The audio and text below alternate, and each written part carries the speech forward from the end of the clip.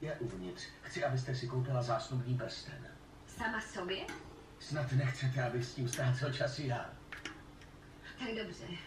Všichni se mě na něj pořád ptají. A tu kartu si nechte kdyby cokoliv. Díky, není třeba.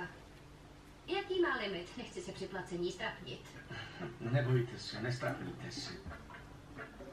Promiňte, pane, omlouvám se, jsem jen obyčejná květinářka. Samozřejmě, že je bez limitu. My změníme téma a tím se vyhneme přehnané pozornosti. Zavolám Sarkanovi.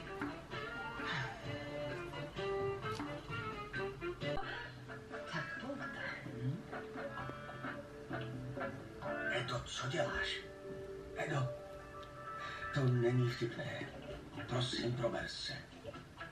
Edo, co to děláš? To mě schválně. Kam to Iper odešla? To netuším. Co tam dělají? Nevidím, Nic nevidím. Ne, vidíš všechno. Jí teď zamilovaně urovnává vlasy. A Iper, nevidíš? vypadají tak zamilovaně. Počkejte, vyfočí mě. Nech to. Melonie, je to fotku. Hned to se vyfočí. Novinka, Persil disk s prohygienickou čistotu. Silnější než kdy dříve. Odstraní i ty nejodolnější